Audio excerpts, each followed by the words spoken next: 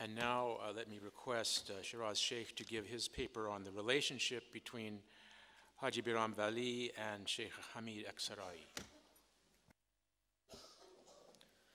Thank you, Professor Ernst. Bismillahirrahmanirrahim.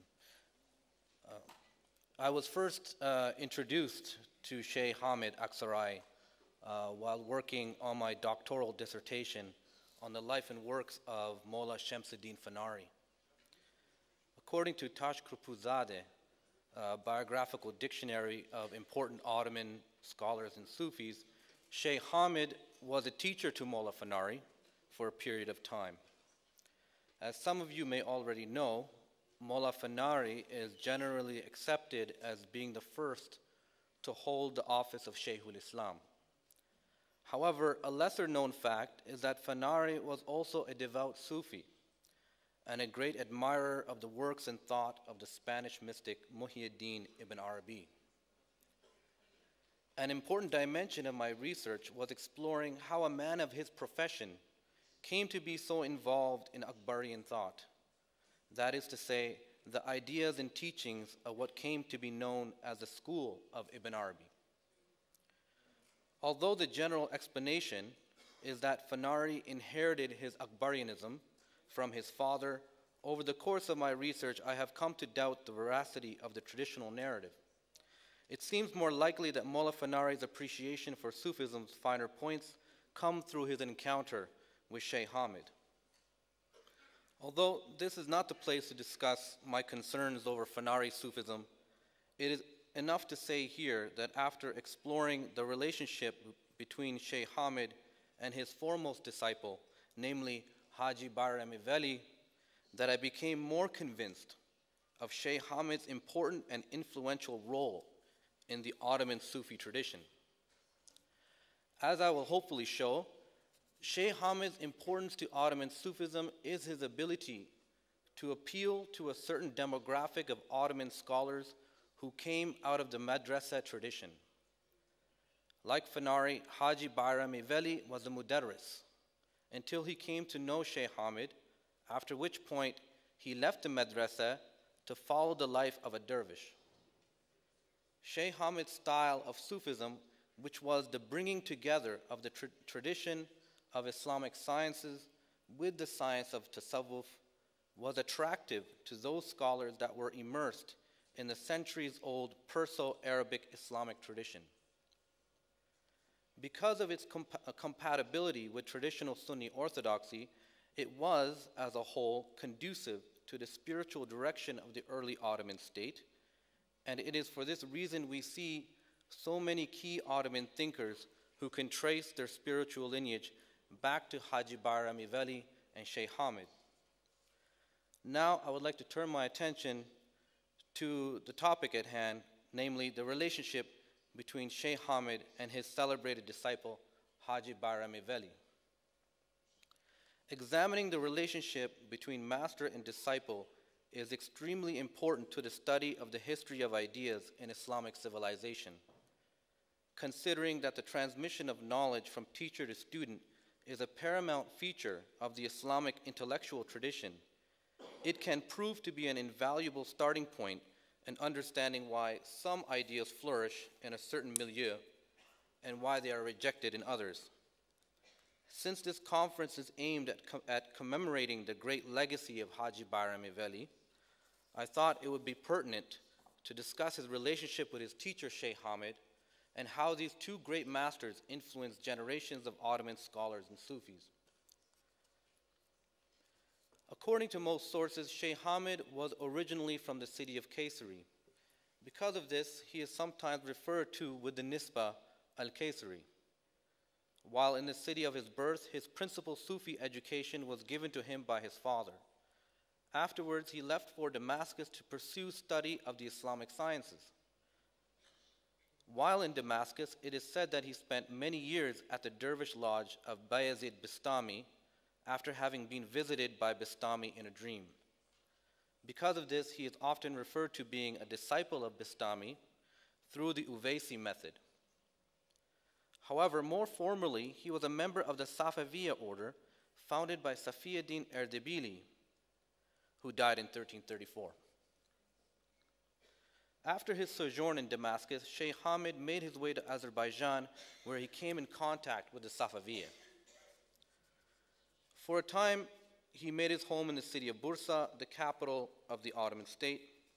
For a living, he would make and sell a type of bread known as somun at his stall, which used to face the local chillehane. His bread was especially popular amongst the locals who believed it to contain blessings. Hence, he was known popularly as Somunju Baba or Ekmeji Hoja.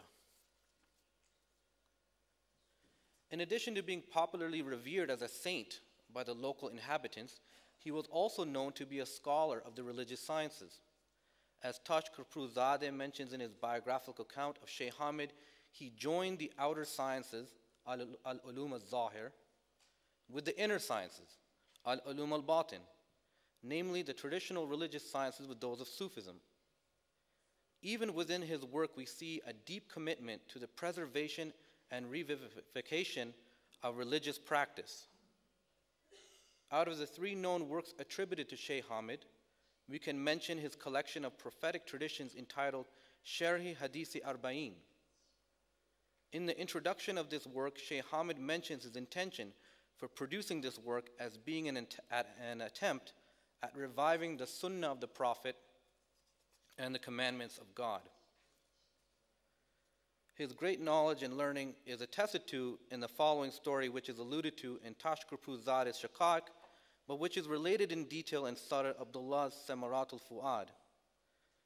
The Samarat al-Fu'ad is a 16th century work that deals with various subjects related to Sufism, such as the stations of wayfaring, the 12 Imams, the 4 rightly guided caliphs, the Naqshbandiya, Halvatiya, and Mevleviya Sufi orders, the works related to Melamism from Hajji Bayram-ı Veli and Emir Sakini up to Idrisi Muhtafi, as well as the biographies of important Ottoman and Anatolian Sufis of a Melami orientation.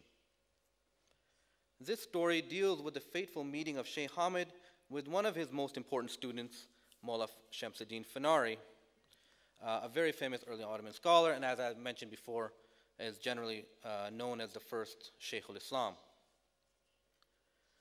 According to this account, Emir Sultan, popularly regarded as a saint of Bursa, was appointed by Sultan Bayezid as the Friday preacher at the newly constructed Ulu Jami, which was completed in 1400. However, before ascending the pulpit, Emir Sultan deferred to Sheikh Hamid, who delivered the sermon instead. Afterwards, Sheikh Hamid gave an exegesis of the opening chapter of the Quran, the Fatiha. Fanari, who was in the congregation, was surprised to hear the topic of the sermon, since he was also working on a tafsir of that chapter. He was so impressed by the way Sheikh Hamid was able to treat the topic. It was after that incident that Fanari became his student. But in typical Malami fashion, when Sheikh Hamid's popularity grew in Bursa, especially after an invitation from the Sultan to attend his court, Sheikh Hamid left Bursa for good. According to most sources, Hajji Bayram-ı Veli met Sheikh Hamid after the latter summoned him to Bursa by one of his disciples. It is interesting to note here that Sheikh Hamid actively sought out Hajji Bayram to be his disciple. Hajji Bayram-ı Veli's real name was Nu'man, but after their first encounter, which happened to be on the day of Bayram, Sheikh Hamid gave him the epithet Hajji Bayram.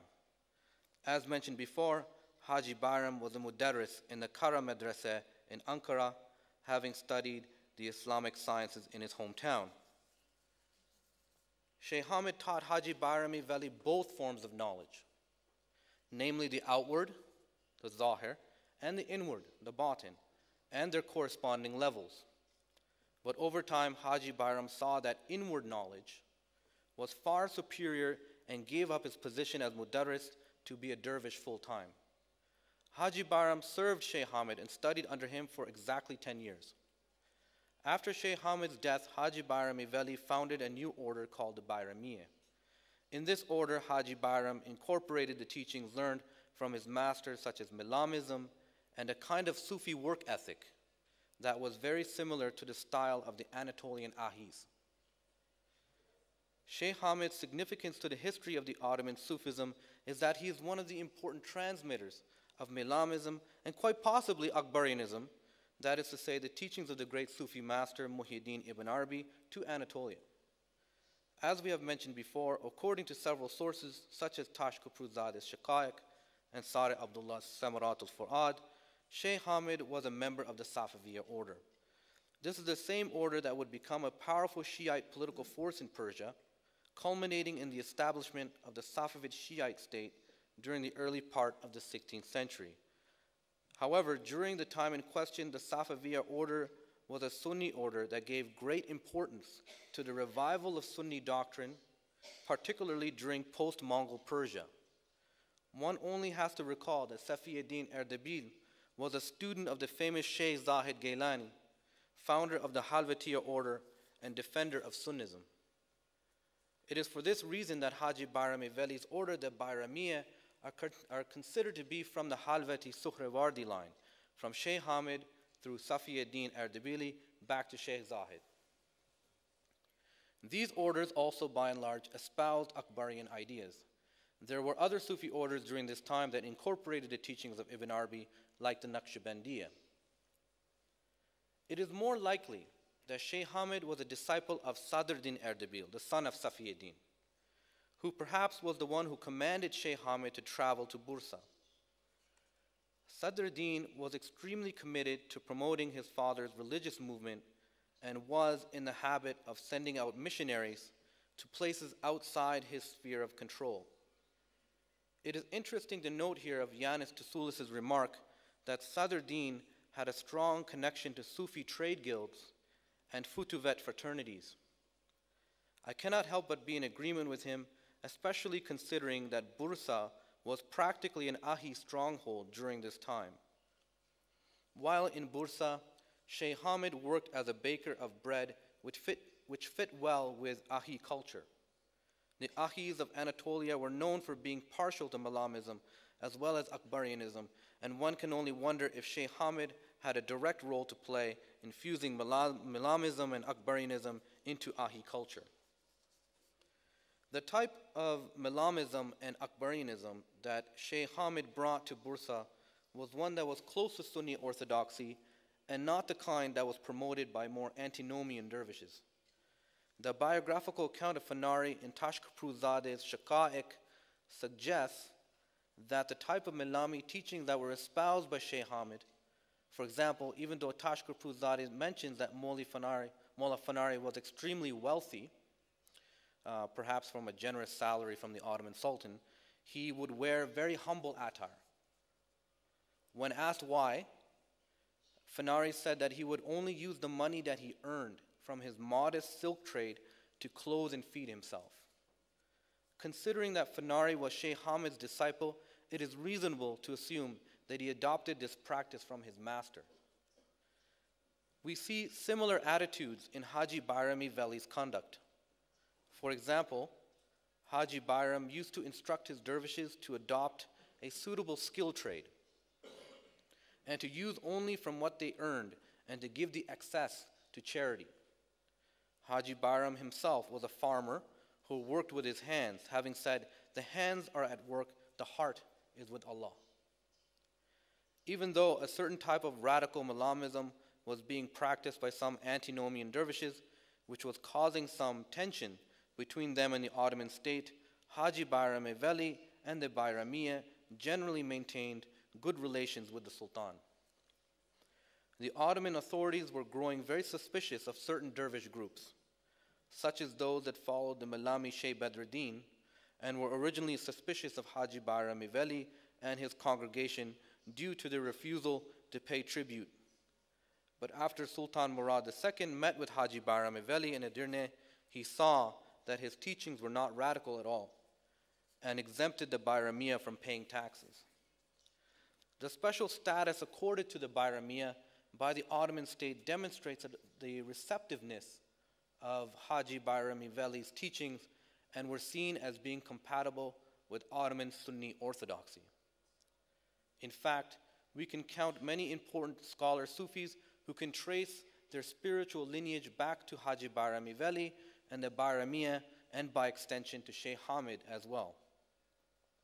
One of these successors was none other than Molla Akshamsuddin, the spiritual master of Sultan Fatih Mehmet and successor to Hacı Bayram-ı Veli. Even though after the death of Hacı Bayram, the early Bayramiya endured a schism which caused the order to be split into two groups, namely the Bayramiya Shamsiya under Akshamsuddin and the more radical Bayramiya Melamiya under Emir Sakini, Molla Akshamsuddin continued to organize the Bayramiya under the general principles of Hacı Bayram-ı Veli and Sheikh Hamid, attracting to it many scholars and intellectuals and even men of state. In conclusion, I would like to reiterate some of the salient points regarding the important relationship between Sheikh Hamid and Hacı Bayram-ı Veli. Firstly, Sheikh Hamid was an important transmitter to Anatolia of the classical Perso-Arabic Islamic tradition that was going through an important revival in post-Mongol Iran. This revival was conducive to a broad understanding of Islam's two dimensions, that is, the Zahir and the Batin, which made it attractive to men of learning. Secondly, from within that tradition, Sheikh Hamid introduced notions that became mainstays in Anatolian Sufism. Ideas like Melamism, Akbarianism, and the Sufi work ethic of the Ahis. And finally, all of these notions were reconciled within mainstream Sunni Islam, thus bringing it in line with the general religious trajectory of the Ottoman state. Now, before I finish, I just wanted to let you in on a little secret. 12 years ago, as a student at University of Toronto, I came across a book by my dear teacher, Mustafa Ashkar, on Molla Fanari, and it changed my life and was the reason why I decided to do my dissertation on Molla Shamsuddin. So I'm a bit embarrassed and a bit nervous to be sitting up here with him, not as his equal, but as his humble student. And I know that this is a gift from Hacı Bayram-ı Veli. So thank you very much.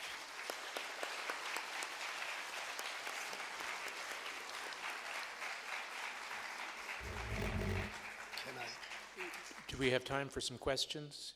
Yes. Çok özür dileyerek ben bir ekleme yapacağım. Çok affınıza sığınırım. Bu sevgili misafirimizin iltifatı oldu. Teşekkür ederim ama ben asıl bir cümleyi hatırlatarak paylaşmak istiyorum. Safiyetin Erdebil'i Hamid-i Veli'yi Anadolu'ya gönderirken bir cümle söylüyor. O çok etkileyici. Bir aşk kütüğü yaktık, Anadolu'ya atıverdik diyor. İşte bu salonlarda o aşkın kıvılcımları var şimdi. Teşekkür ediyorum.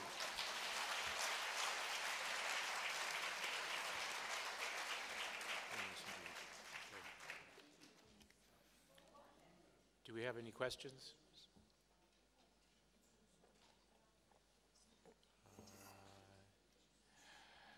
If I may take the chair's privilege, I'd like to ask a question of Shiraz Sheikh.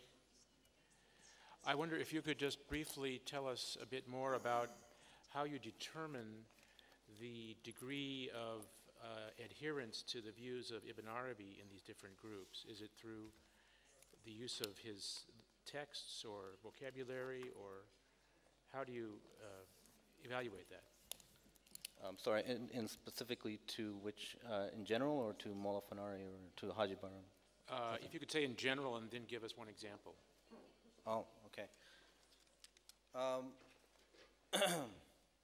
Well, there's many works written on the connection.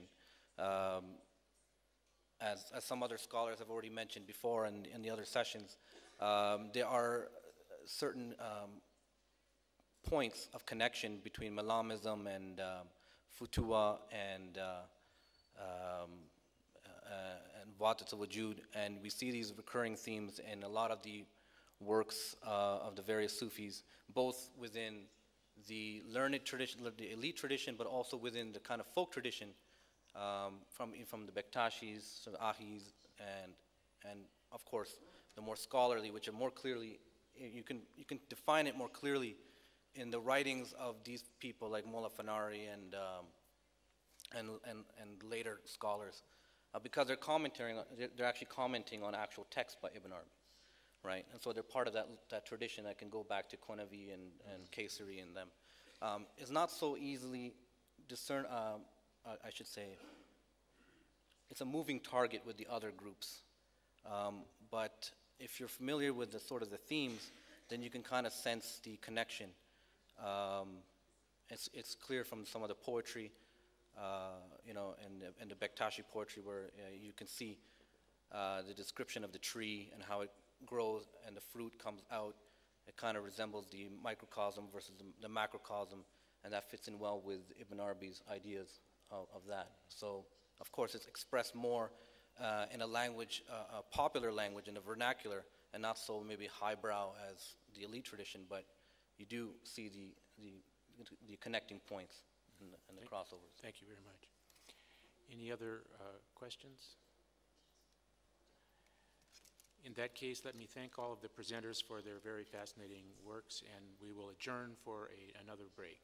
Thank you.